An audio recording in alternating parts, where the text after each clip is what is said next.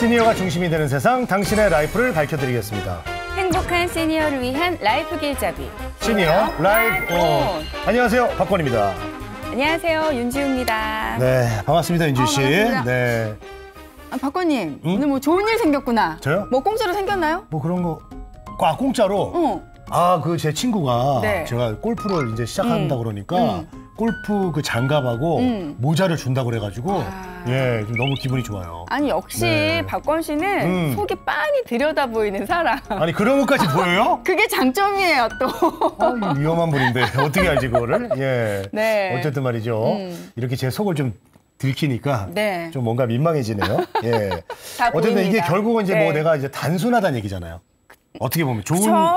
나쁘게 얘기하면 단순한 거고 좋게 네. 얘기하면은 사람이 순수한 거죠. 그쵸. 이렇게 좀 정리해 주세요. 아니 저야 박건 씨를 오래 알아서 그 네. 속내를 제게 들여다보기는 하지만 그래요. 실제로 사람들의 속을 들여다보는 또 사람들이 있잖아요. 맞아요, 맞아요. 그것도 아주 정밀하게 보는 분들이 있습니다. 있습니다. 자, 속을 훤히 들여다보는 것뿐만 아니라 병을 잡아주시는 분들이죠. 오. 바로 방사선사입니다. 맞습니다. 자, 병원에 가면 CT나 MRI 검사를 할 때 그 기계를 다루는 전문가분들 바로 방사선사죠. 자, 오늘은 방사선사의 권위과 이 전문성을 위해서 애쓰고 계신 분을 만나서 저희가 네. 오늘 다양한 이야기를 나눠보도록 하겠습니다. 네. 대한방사선협회 한정환 회장님 오셨습니다. 어서 오십시오. 어서 오세요. 안녕하십니까. 네, 반갑습니다. 시니어 라이프온 TV 시청자 여러분 반갑습니다. 저는 대한방사선사협회 회장 한정환입니다. 오늘 이렇게 자리를 마련해 주셔서 저희를 알리고 또 우리 시니어 여러분들에게 저희의 정보를 같이 공유할 수 있는 자리를 마련해 주셔서 진심으로 감사드립니다. 네, 함께해 주셔서 네, 감사합니다. 인상도 좋으시고, 네. 말씀도 너무 잘하시고, 목소리도 좋으시고, 네. 회장님 포스가 느껴지시는데. 네, 오늘 또 저희들의 속을 또 어떻게 또 꿰뚫어 보실지. 저희 속을 막 들여다보실 필요는 없어요. 알겠습니다. 네, 저희는 약간 뭐, 방어를 좀 하면서. 네, 저희 뭐 숨겨놓은 게 많아가지고. 예. 네, 자, 그러면 첫 나눠볼까요? 질문을 좀 드려볼게요. 자, 대한방사선사협회입니다. 어떤 활동을 하는 협회입니까? 네, 저희 대한방사선사협회는 네. 1965년도에 저희가 창립을 했습니다.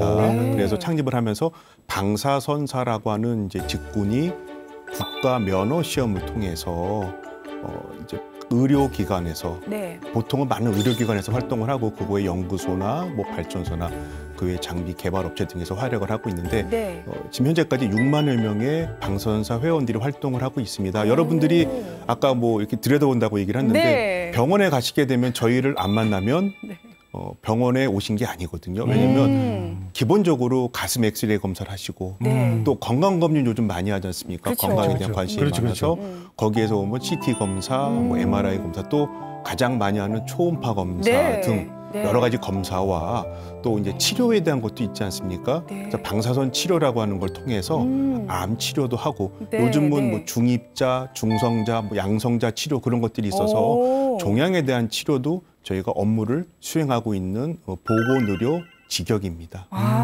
그렇군요. 협회 지금 이제 업무를 얘기해 주셨는데 업무뿐만 아니라 이제 전문가가 되려면은 자격이 필요하잖아요. 그럼요. 시험 보고 이런 것도 좀 얘기해 주시죠. 아까 말씀드렸다시피 65년도부터 이제 국가에서 면허 시험을 하는데 그걸 통해서 합격한 사람들만 방사선사라고 하는 그 직군으로 활동을 할 수가 있고요. 그렇지 않은 분들은 병의원에서 활동하게 되면 그런 사람들은 무면허자가 되는 겁니다.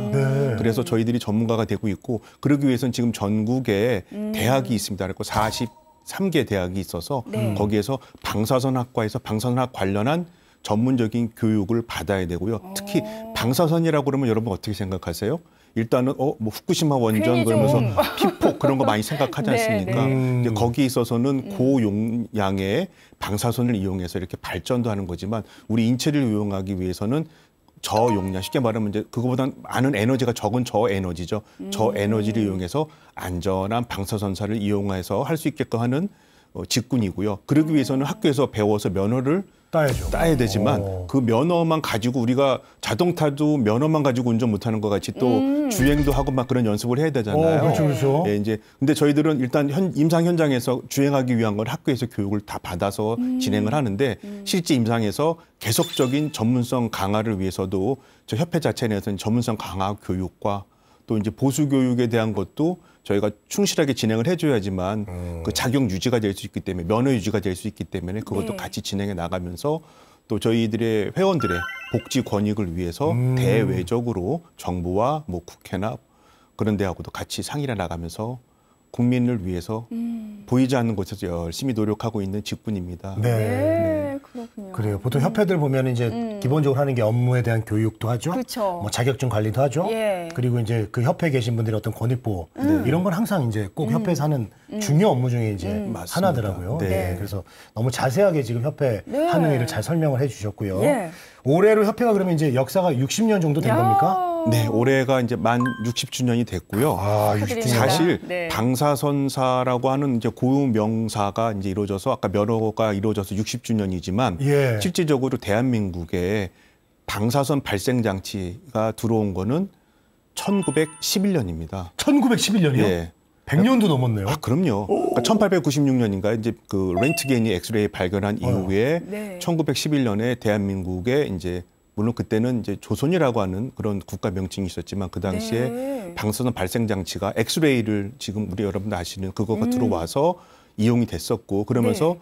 또 방사선 장비를 갖고 치료에 대한 것도 이용을 해왔었습니다. 그러다가 이제 발전이 되어 오면서 네. 나중에 이제 국가 면허에 대한 거를 이제 만들어진 게 65년인데 올해 60주년이 돼서 오. 저희가 방사선사의 날을 60주년이 되는 올해 7월 원래 31일이 방사선사 창립 60주년이 되는 해인데 네. 올해 7월 26일 날 방사선사의 날 행사를 네. 진행할 하게 계획이고요. 됐군요. 유튜브로 저희가 생중계로 하는데 혹시 뭐 우리 시니어 라이프 TV 시청자분 중에서 방사선사 회원분들 분명히 계실 거거든요. 그렇죠. 꼭 한번 저희 유튜브 채널에 참여해서 네. 네네네. 한번 과거를 그리고 미래를 한번 같이 한번 맞이할 수 있는 기회가 있었으면 좋겠습니다.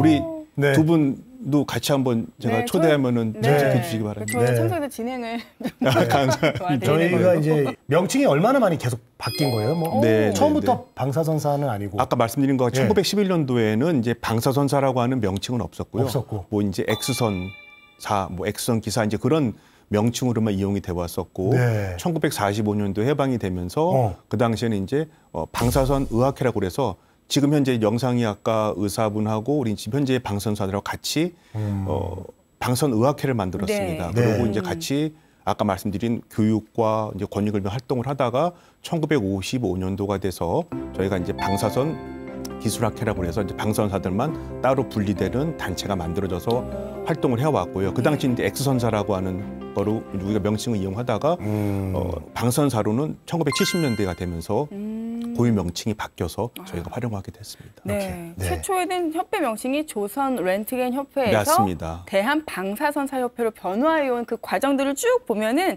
직역의 그런 정체성도 굉장히 많이 바뀐 것 같다는 그렇죠. 생각이 들거든요. 네. 이런 명칭 변화가 갖는 그런 의미들은 무엇일까요? 네. 처음에는 아까 말씀드렸다시피 네. 이제 엑스레이는 사실은 렌트겐이 발견했었을 때 본인이 이게 뭔지 모르겠다라고 그러면서 이제 미지의 이제 그런 거 표현해서 엑스선이라고 하는 거가 됐는데 처음에 엑스선을 이용해서 영상을 만들어낸 거는 렌트겐 부인이세요. 그래갖고 렌트겐 부인이 손가락 사진을 네. 손 사진을 해갖고 이제 네. 나왔었습니다. 그래서 그때는 단순하게 방사선 엑스레이 검사만 했는데 점점 우리가 이제 디지털도 지금 현재는 AI까지 와 있지 않습니까? 예. 발달이 되다 보니까 지금 4차 의료산업혁명 이제 시대를 맞이하고 있는데 그러다 보니까 장비가 점점 발달돼서 디지털화되고 그러다 보니까 CT 장비도 그러니까 발명이 돼서 그것도 일용이 되고 또 핵의학이라고 그래서 방사선 동위원소를 인체에 넣어서 그거에 대한 선량 가지고 이상 있는 부분을 찾아내는 것들 방사선 치료, 네. 초음파 그다음에 말고 MRI 검사 아시죠? MRI 네. 검사도 이제 현재 많이 이용하게 되어 있거든요. 그래서 네. 그런 장비들이 발전되어 나가면서 처음엔 아까 말씀드렸다시피 단순한 엑스선사였지만 이제는 방사선사의 업무 범위는 이제 전리 및 비전리 방사선을 이용한 모든 업무를 하는 게 방사선사로 되어 있습니다. 그래서 전리라고 하는 거는 이제 분자나 원자에서 이제 이온이 이제 그거 따로 떨어져 나와서 그 네. 이온이 이제 고설량의 에너지가 돼서 이제 이용이 되는 거가 이제 전리 방사선이고요. 네. 거기에는 뭐 감마선, 그다음에 뭐 우주선, 그다음에 우리가 인위적 만들어낸 엑스선 등 그런 것들이 다 포함이 되어 있고요. 비전리라고 하는 건 아까 말씀드렸던 초음파, 그다음에 MRI 자기공명 영상이라고 그러죠. 네. 거기에 있는 것들은 그 소스가 비전리 방사선이라는 것으로 이용이 되고 있습니다. 그래서 지금 현재는 방사선이라고 하는 거는 일반인들은 엑스레이라고 이제 같이 혼동해 하실 수 있는데 아까 우리 두 분이 저한테 질문하신 것 같이 방사선사라고 하는 거가 이제 고유 명사화가 돼서 엑스레이뿐만 아니라 CT, MRI, 그다음에 중재적 방사선에서 이용되는 것들, 그다음에 아까 핵의학 검사, 방사선 종양 치료 그런 분야까지도 다 확장이 된 가용될 수 있는 모든 업무를 하는 직군으로 이제 명칭화가 된 겁니다. 그야말로 그래요. 다양한 분야로 전문화가 진행되었군요. 네, 네. 그러니까 명칭이 이제 변한다는 거는 그만큼 이제 일을 하는 범위가 바뀐다는 거잖아요. 그렇죠. 우리가 여기까지 하고 여기까지 하고 그런 식으로 이제 명칭들이 변하더라고요. 보통 보면. 네.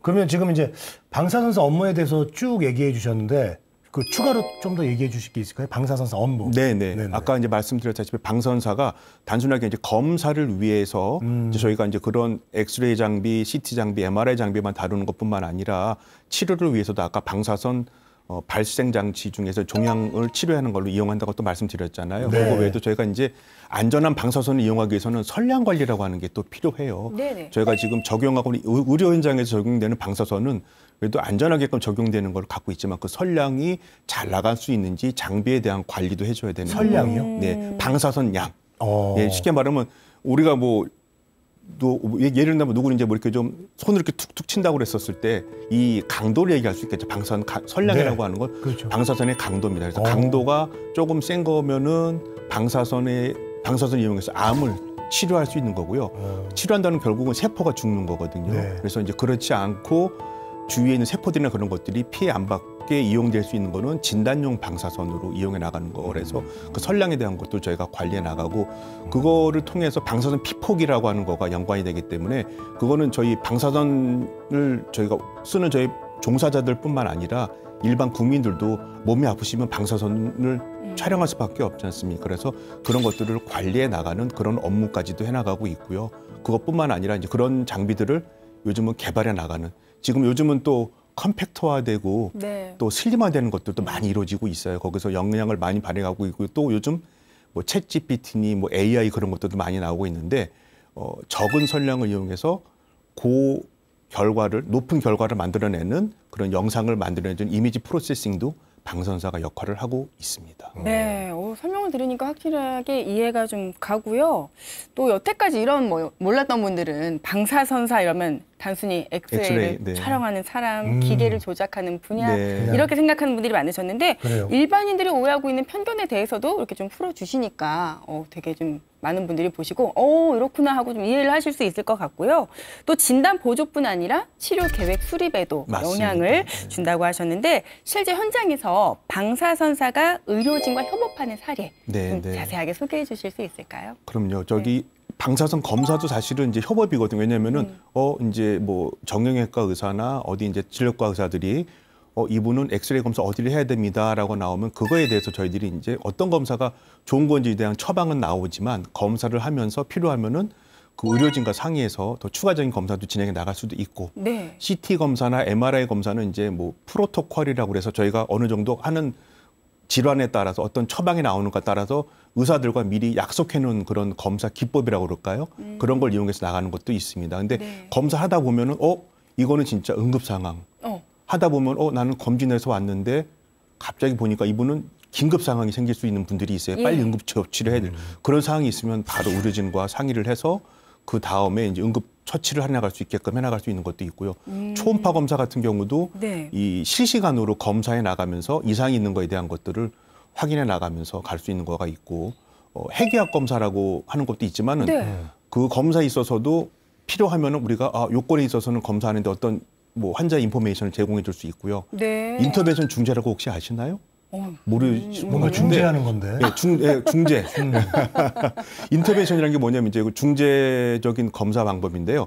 우리가 이제 인체 내에다가 관을 꽂거나 네. 아니면 혈관 안에다가 관을 삽입해서 또는 심장 검사나 이런 혈관 검사를 같이 해 나가는 것들이 있는데 그런 거 진행을 할 때 의료진의 그 역할을 같이 옆에서 서포트해서 도와가지고 그런 행위나 시술들이 원활하게 될 수 있도록 해나가는 역할을 하고 있습니다. 그러니까 단순히 이제 진단을 하는 것뿐만 아니라 같이 협력해가지고 네, 치료하는데도 예. 저희가 이제 지원 역할을 같이 그런 것까지 의료진과 하고 하시는군요. 있습니다. 네. 치료 계획 수립하는 것까지 다. 그럼요. 네. 그럼 사례도 좀 하나 뭐 얘기해 주실 수 있을까요? 치료 사례. 같이 한 사례. 치료 관련 사례. 실제적으로요. 네. 우리 뭐 방사선 치료를 한다 그러면은 그게 저게 있어요. 뭐가 있냐면은 이제 네. 이 사람 아까 선량이라고 말씀드렸잖아요. 네네네네.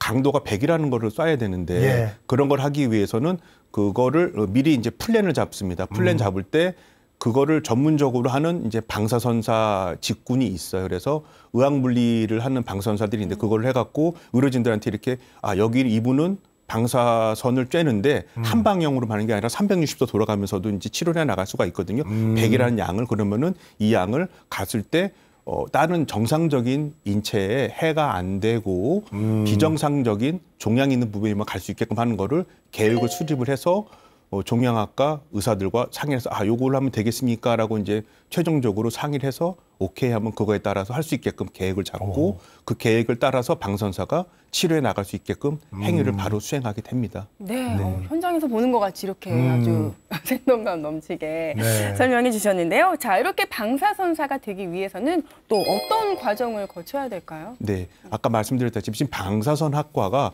전국에 이제 3년제 학과도 있고 4년제 학과도 있습니다. 학과가 있는데 거기에서 저희들은 방사선에 대한 것만 공부하는 게 아니라 방사선 아까 안전이라는 것도 말씀드렸잖아요. 네. 방사선 생물학, 방사선 관리학 그런 것들과 아까 말씀드린 전문적인 그 영역이 있었잖아요. 장비에 대해서요.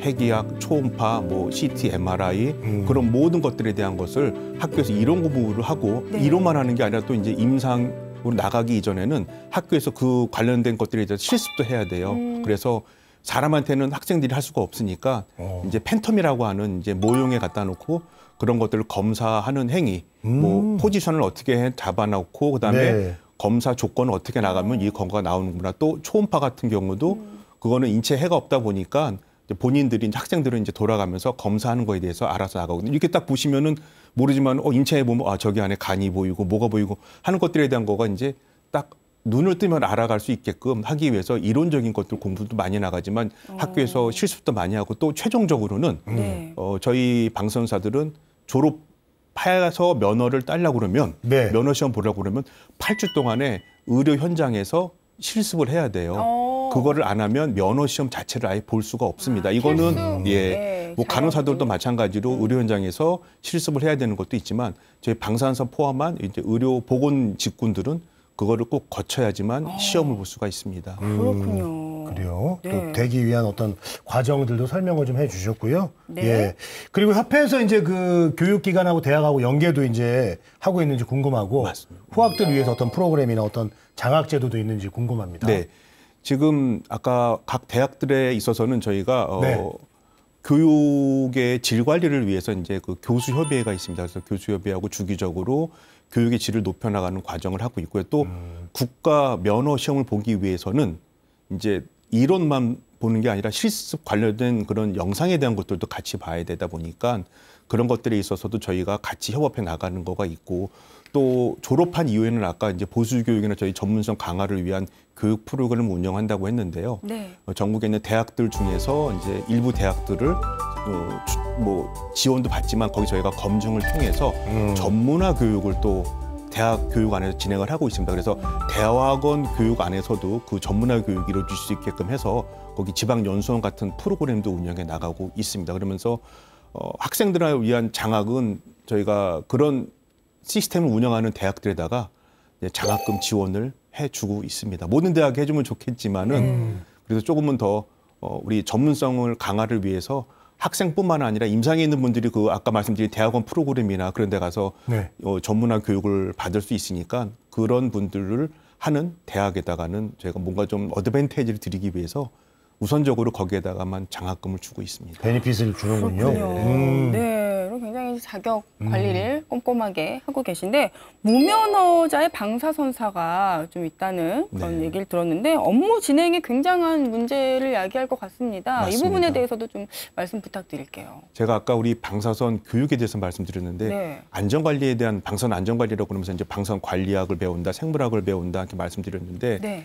방사선이 인체에 미치는 영향에 대해서 생물학적으로 어떤 문제가 있다는 걸 알기 때문에 저희가 그걸 통해서 방사 선량 관리에 대한 것들도 이제 재교육을 해 가고 있지만 네. 의료 현장에서는 저희들이 이미 그거가 숙련돼 있는 또 재교육을 매년 받는 방사선사들이 정확한 뭐 검사 자세와 정확한 선량을 이용해서 검사 진행을 합니다만 일부 이제 어디라고 말씀드리긴 좀 그렇지만 일부인 곳에서는 방사선사들의 이제 전문가라고 하지만 저희들을 고용을 안 하고 거기 자체 내에 있는 이제 직원들을 활용을 해서 그러니까 무면허자죠. 그래서 이제 검사를 진행하는 게 가장 흔합니다. 특히 이제 방사선 검사라고 말씀드리는 엑스레이 검사하는 데서 네. 그런 경우가 많이 있어요. 저도 전에 한번 이제 제가 손이 아파갖고 네. 제가 지금 병원에서 이제 진료를 보려고 그랬더니 저는 큰 병원에 있습니다만 네. 요즘 뭐 의정 갈등 때문에 병원이 정상적인 진료가 어렵잖아요. 너무 대기가 많다 보니까 네. 개인 병원 가서 이제 검사를 하게 됐어요. 손 엑스레이 검사를 하게 됐는데 네, 네.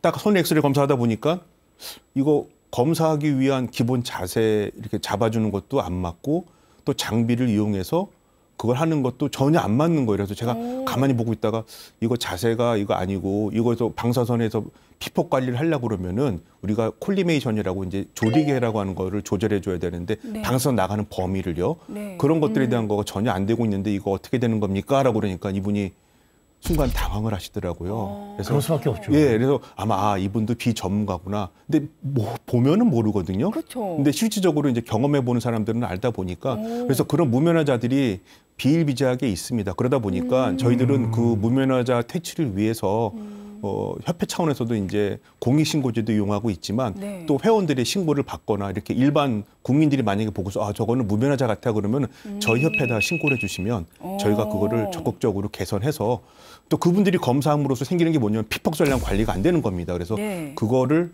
관리할 수 있게끔 하는 것들 만들어 나가려고 하니까는 꼭 신고를 해주셨으면 감사하겠습니다. 그냥 무조건 찍고 나올 게 아니라 좀 꼼꼼히 좀 보면서. 아, 그럼 왜냐하면 그것 때문에 관찰해야겠네요. 재검사란 걸 해야 돼요. 그러면 같은 부위를 2번, 3번 검사한다는 거는 엑스레이를 2번, 3번, 4번 필요 없이 받아야 되는 걸 받아야 되는 거거든요. 그거야말로 우리 야. 국민 건강을 네. 위해 하는 거가 되고 또 거기 더불어 그걸로 인해서 우리가 보면 건강보험으로 되면 이제 청구를 하거든요. 그 네. 검사에 대한 걸 청구하는데 그럼 불필요한 검사 비용에 대한 낭비가 이루어져서 네. 국가 재정에도 문제가 되는 겁니다. 그래서 자격을 갖춘 분이 네, 그 현장에서 네, 그리고 어쨌든 되겠네요. 치료 목적으로 받는 거지만 그게 많이 세면 좋지는 않은 거잖아요. 맞습니다. 방사선을. 네, 네. 알겠습니다. 그러면 그 어떤 방사선을 쐈을 경우에 이제 뭐 어떤 피폭이나 이런 것들이 우리가 이제 뭐 영화 속에서 보면은 그런 거 있지 않습니까? 네, 네, 뭐 네. 방사선에 노출되고 이런 영화들 네, 네. 종종 이제 보는데 이런 어떤 그 이렇게 피폭 같은 거 있잖아요. 이런 걸 네. 좀 최소화하기 위해서 어떤 시스템이나 뭐 장비 같은 것도 어떻게 계속 개발되고 있습니까? 아니면 또 협회에서도 또 이렇게 뭐 새로운 기술이나 장비를 권장하고 있나요?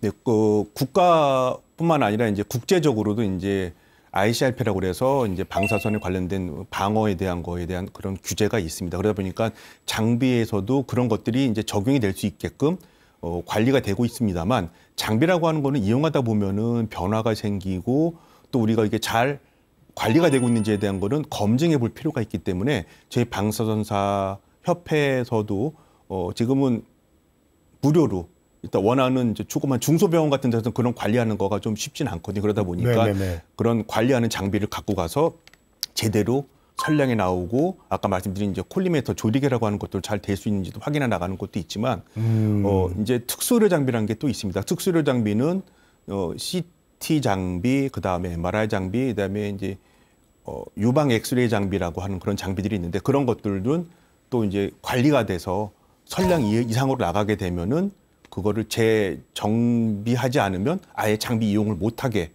하는 것들도 있어요. 그래서 그렇게 하는 규제가 있는 거 복지부 차원에서 하는 게 있고 저희 협회 차원에서도 회원들한테 교육도 하지만 그런 장비를 이용해서 검사를 해서 이게 개선할 수 있으면 개선할 수 있게끔 저희가 그런 것을 결과를 제공해서 네. 우리가 좀 이용할 수 있는 그런 프로그램을 해주고 있습니다. 그렇군요. 자, 방사선사의 날 아까 7월 31일이라고 말씀해 주셨고 올해는 또 60주년 행사를 좀 다른 날짜로 준비하고 계신다고 말씀해 주셨는데 특별한 행사들이 요소요소 숨어 있을 것 같은데 조금 더 설명해 주신다면 네. 어떤 행사가 진행될까요? 이 60주년을 돌아보니까 네. 아주 이제 좀 흥미로운 것도 많았었어요. 아까 이제 말씀드린 것 같이 우리가 명칭이 바뀌어 나온 것도 있었었지만 네. 1949년도에 이제 국가에서 이제 국군 군의학교에서 이제 방사선사 양성을 위한 프로그램을 운영하는 걸로 해갖고 서울대학교 병원 쪽에서 그거를 이제 프로그램을 만들어 운영을 하려고 했는데 네. 6.25 전쟁이 일어나다 보니까 거기에서 이제 전시가 되면서 그 교육 프로그램 그 이후는 없어졌습니다. 근데 이 전시의 방사선사가 왜 중요하냐면 뭐 병원에 가게 되면 우리가 엑스레이도 있지만 그런 데서도 총을 맞거나 그런 거 있었을 때는 우리가 엑스레이 검사를 통해서 어디에 어떤 네. 피해가 있는지 또 뼈가 어떻게 문제가 있었는지를 이제 쉽게 알아나갈 수 있는 것도 필요하다 보니까 국가적으로 그때 이제 관리해 나가는 게 있었다라고 하는 기록이 남아 있더라고요. 예. 그래서 그때부터 이렇게 많이 좀 더 세밀하게 우리 국가에서 좀 관리해 나가려고 하는 게 있었었구나 하는 걸 알 수 있었었는데 지금 과거 그거 외에 이제 뭐 일제 시대 때부터 지금 70년대, 80년대 지나온 과거도 한번 돌아보고 또 저희가 또 정리하는 거는 네. 최근에 의료 현장에서 저희들도 묵묵히 했던 일 중에 하나가 뭐냐면 코비드-19 때도 방사선사들이 진짜 보이지 않는 곳에서 역할을 했거든요. 의사, 맞아요. 간호사들이 큰 역할을 했지만 맞아요. 저희들은 엑스레이 장비를 가지고 방호복을 입고 또 방호복만 입으면 되는 게 아니라 엑스레이 차폐라기 위해서 우리가 또 옷을 입는 게 있어요. 예. 그 에이프론이라고 해서 이제 그 방사선 방호복 같은 걸 입고서 그 중환자실에서 치료를 받아야 되는 분들의 폐의 이상률을 확인하기 위해서 주기적으로 가서 검사하고 이동하고 나오는 그런 사항들이 있었거든요. 그런 거.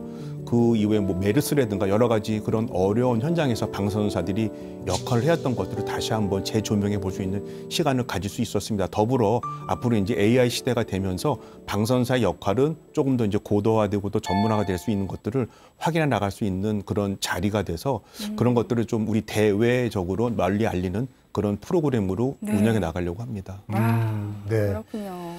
자, 의료 분야가 이제 사람의 건강, 심지어는 또 이제 생명하고 아주 밀접한 아주 중요한 그런 분야 네. 아니겠습니까? 예, 그래서 전문가 영역들도 아까 자격증 얘기도 해주셨는데 명확하게 좀 해야 될 것 같습니다. 그래서 이 문제를 해결하기 위해서 협회나 국가에서 또 이렇게 어떤 일을 좀 하는 게 도움이 될까요? 네.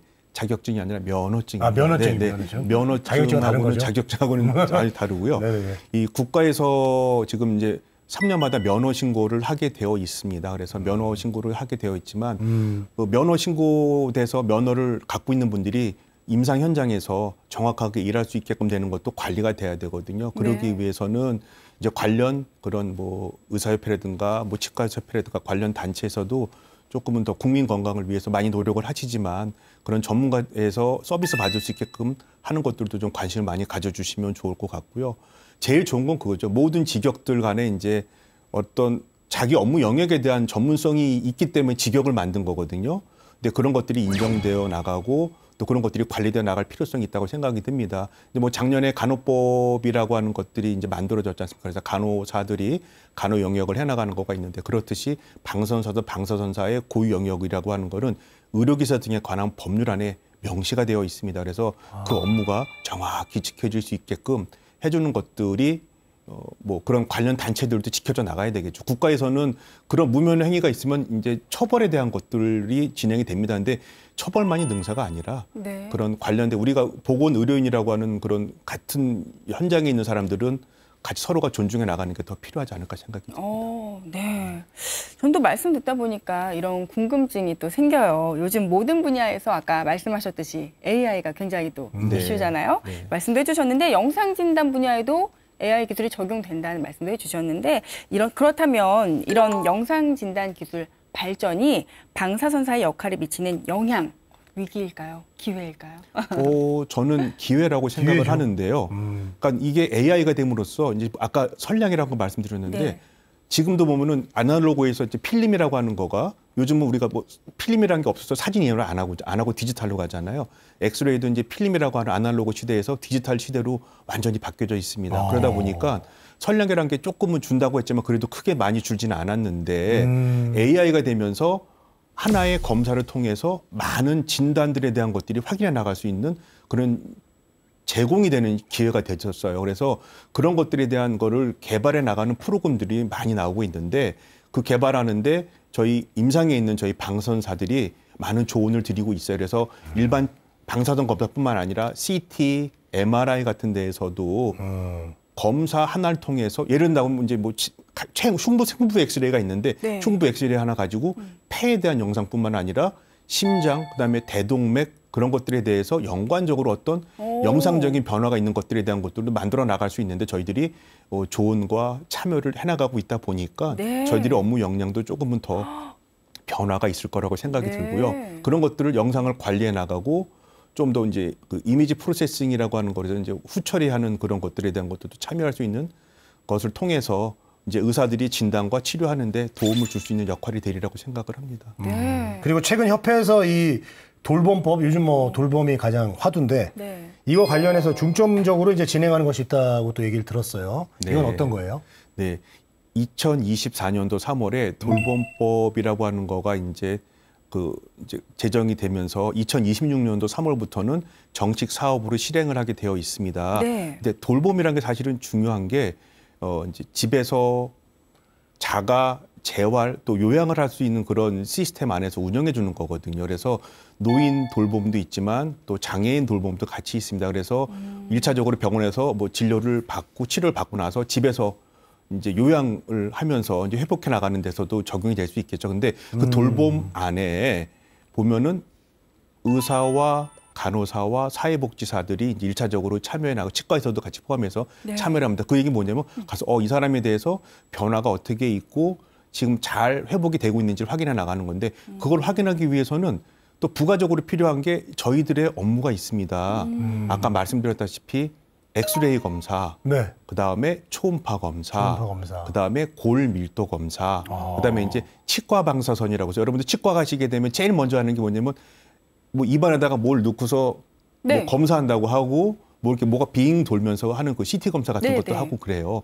이제 그런 것들의 가장 기본적인 검사들을 저희 방사선사들이 하는 업무인데 그거를 저희가 방문을 해서 할 수 있는 상황까지 됐어요. 그러기 위해서는 장비가 네. 슬림화되고 좀 더 질이 좋아져야 되는데 그런 게 슬림화되는 거가 디지털 등이 되면서 돼갖고 야. 저희들이 휴대하는 거를 가지고 엑스레이 검사도 해나가고 또 초음파 검사도 해나가면서 그 이상 유무를 의료진들한테 전달할 수 있는 그런 상황이 돼 있다 보니까 그런 정보를 저희가 드릴 수 있는 준비는 되어 있는데 네. 아까 말씀드렸다시피 올해는 지금 시범 사업을 하고 있는데 시범 사업 안에 저희들의 업무는 전혀 지금 포함이 안 돼 있어요. 근데 그러다 보면은 뭐 문진을 통해서 건강하세요? 괜찮으세요? 약 잘 드세요?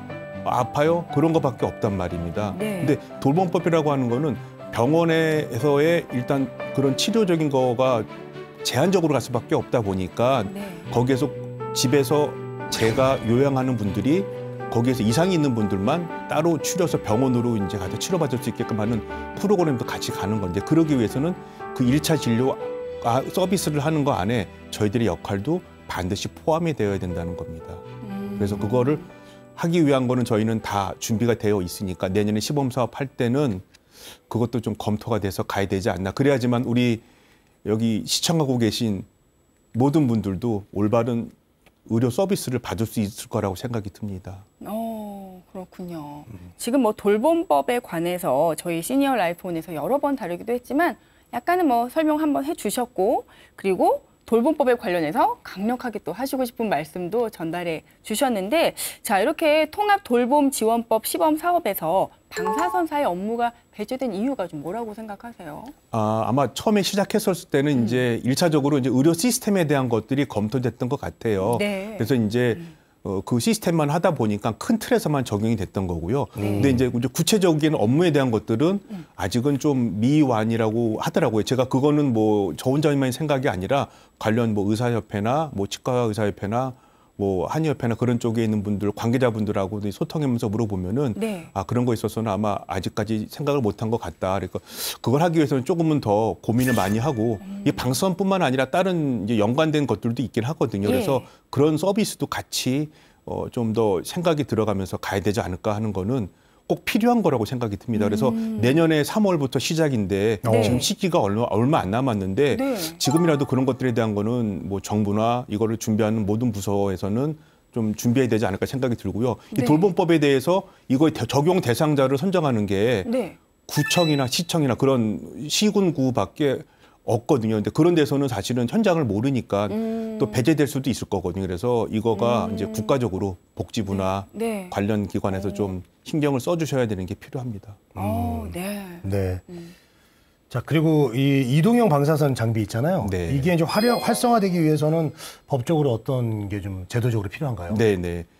지금 현재 의료기사 등에 관한 법률에서는 방사선사도 의료기사라고 하는 직군으로 들어가 있습니다만 네. 그 안에도 보면은 의사 및 치과의사의 지도하에 업무를 수행한다라고 되어 있어요. 근데 그 지도라고 하는 거가 넓은 범위 뭐냐면 같은 공간 안에서 이렇게 해 주십시오라고 하는 것으로 되어 있는데 돌봄이라고 하는 건 아까 말씀드렸지만 저희가 현장을 방문한다고 그랬잖아요. 네. 현장을 방문할 때 의사 치과의사가 저희랑 같이 동반해서 다니면 좋겠지만 많은 환자를 대상으로 하기 위해서는 그건 어렵거든요. 돌봄이라고 하는 취지하고도 안 맞고요. 돌봄을 할 때 뭐 방문 간호사도 이제 의사가 이렇게 해 주십시오라고 하는 거에 따라서 가서 현장에 여러 환자들을 찾아가서 확인하고 이제 그거에 대한 조치를 하는데 저희 방사선사들도 그러면 요 환자들은 이런 검사를 해주세요라고 하는 거를 처방을 내면 가서 저희가 그 역할을 해야 되는데 그러기 위해서는 지도라고 하는 거로 행하게 되면 지금 현재 관련된 법에 저촉이 됩니다.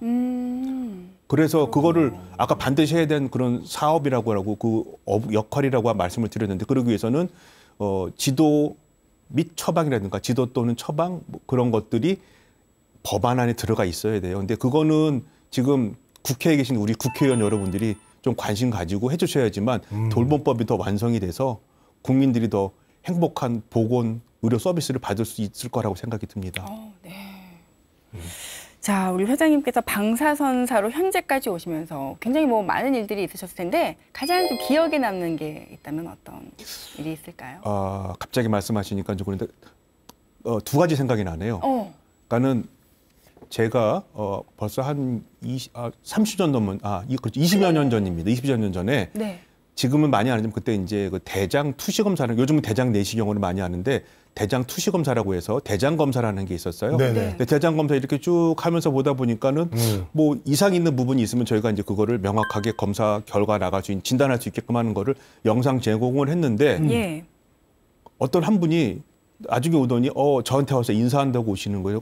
왜 그러시냐고 그랬더니 6개월 전에 본인이 저 있는 데서 검사를 저한테 받았는데 네. 거기서 대장암이 나와서 또 조기 대장암이 나와서 수술을 해서 회복하셨다고. 아이고. 그래서 아니 그러면 그 병원 다니시지 왜 우리 병원 오셨나요? 그랬더니 내가 여기서 발견되고 하다 보니까 여기는 믿을만 합니다. 그래서 이 병원에 와서 검사 받는 거다 하면서 인사하고 하셔서 너무너무 보람되고 방사선사의 자부심을 느꼈었고요. 네. 또 이제 제가 지금 현재 근무하는 병원에서 있다 보니까 거기에서 어떤 분이 이제 검사를 했는데 이제 초음파 검사에 관련된 건데 초음파 검사를 하다 보니까 그분이 대장암으로 이제 검사를 요청했었는데 전이 된 것 같은 느낌을 받는 어떤 한 1.5cm 정도 되는 이상 부위를 봤었어요. 그래갖고 네. 이거를 확인하기 위해서는 다시 한번 진료를 보면서 초음파 검사뿐만 아니라 CT나 MRI 검사도 필요하면 해야 될 거라고 이렇게 해서 네. 그분도 다시 재검사를 해보니까 네. 전이암이 돼서 수술을 해서 회복해서 지금까지 살아 계셔서 이제 가끔 병원에 오시면은 이제 지나가다가 저한테 고맙다고 이제 뭐 인사하고 가시면 저는 그게 참 행복하더라고요. 그래서 어떤 사람들한테 그게 제가 덕을 쌓는 거라고 생각이 들거든요. 네. 그래서 그런 게 가장 기억에 남네요. 정말 큰일 하셨네요. 금손이라고 좀 암 발견은 방사선사가. 네. 이렇게 그거 발견이 아니라 미상이 있는 것 같은 거가 여러 가지가 있겠죠. 근데 협력을 또 하는 거죠. 그래서 이제 최종적으로 진단은 의사가 하지만 진단을 올바르게 할 수 있는 영상 제공을 할 수 있는 방사선사 아까 전문가 집단이라고 네. 말씀드렸는데 그 역할을 충분히 해서 저도 참 그러니까요. 자랑스럽습니다. 네. 전문가와 전문가의 어떤 협력이 이렇게 이루어져서 또 좋은 일을 하셨네요. 또. 네. 그분 아직까지도 건강하신 거죠? 네. 지금도 검사를 하고 가시고 하더라고요. 네, 병원에 방문하시면 인사하러 오십니다. 자, 올해 60주년입니다. 대한방사선사 협회. 앞으로 이제 좀 나아갈 길은 어떻게 또 생각하고 계세요? 네, 지금 저희들이 가야 될 것은 아까 무면허자들이 없어서 네. 진짜 우리 방사선에서는 올바른 검사가 이루어져서 국민 건강 증진에 기여하는 우리 직군으로서 인정받을 수 있는 거가 만들어 나갈 수 있게끔 법적으로 노력하려고 하고요. 그렇죠. 우리가 이제 네. 전문적인 그런 역할을 하기 위해서 전문 교육을 하고 있고 전문성에 관련된 이제 저희가 자격을 가지고 이제 상향 평준화된 방선사의 그 능력을 발휘할 수 있게끔 하는 프로그램을 협회에서 운영하고 있습니다. 그래서 네. 그런 것들이 좀 더 법제화될 수 있게끔 하는 거를 좀 중점을 해나가려고 합니다. 물론 거기에는 아까 AI로 인해서 의료 환경이 변화가 되니까 그거에 따른 준비도 같이 해나가는 것을 목표로 삼고 있고 저희들이 또 아까 3년제, 4년제 대학이 있다고 얘기했는데 이제 지금 4년제 대학으로는 다 전환이 돼야 돼요. 왜냐하면 지금 현재도 3년제 나온 그 학생들도 졸업하고 나서 면허 따고 난 다음에는 4년제로 편입을 하거나 뭐 그런 과정을 통해서 대학원에서 석사, 박사 과정까지 다 이술해 나가거든요. 그래서 4년제로 이제 변화도 시급하게 저희가 해나갈 계획입니다. 그렇군요.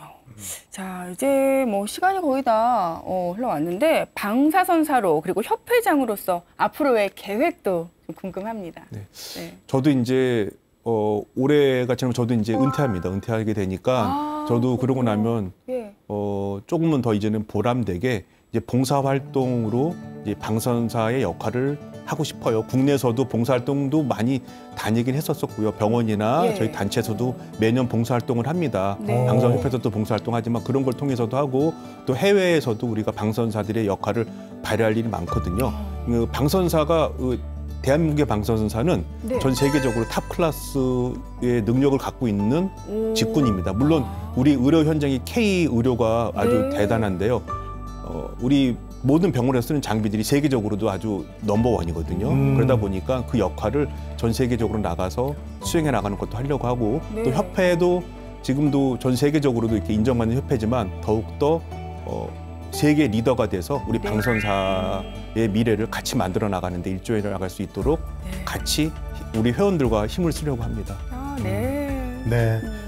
자, 이제 마칠 시간이 되는데요. 뭐 끝으로 오늘 이렇게 나오셔서 방사선사에 대해서 이제 자세하게 설명을 해주셨는데 혹시 오늘 방송 소감 좀 들어볼 수 있을까요? 제가 이 카메라 앞에 서서 얘기한다는 게 사실은 좀 두렵고 어려웠는데 두 분이 잘 저를 리드해 주셔서 감사드리고요. 다만 방선사는 보건의료 전문가라고 하는 것도 방선사라고 하는 걸 모르는 분들이 많았을 거예요. 근데 오늘 이 시간을 이유로 해서 방선사 잘 아실 거라고 생각이 드니까 네. 저도 큰 기쁨이 되리라고 생각이 들고 혹시 병원에 가시면은 우리 방선사들 고생한다고 한 말씀 해주시면 좋겠고요. 저희들도 네. 열심히 우리를 위해서 또 우리 여러분들을 위해서 함께 하려고 하니까 네. 잊지 말고 기억해 주시길 바랍니다. 네. 감사합니다. 네, 자 오늘은 대한방사선사협회 한정환 회장님과 이야기 나눠봤습니다. 오늘 이렇게 귀한 시간 내주셔서 고맙습니다. 감사합니다. 네, 아는 만큼 밝아지는 시니어 라이프. 저희 시니어 라이프원에서는 우리 시니어분들께 더 유익하고 즐거운 정보 전해드릴 수 있도록 노력하겠습니다. 네, 함께해 주신 시청자 여러분 고맙습니다.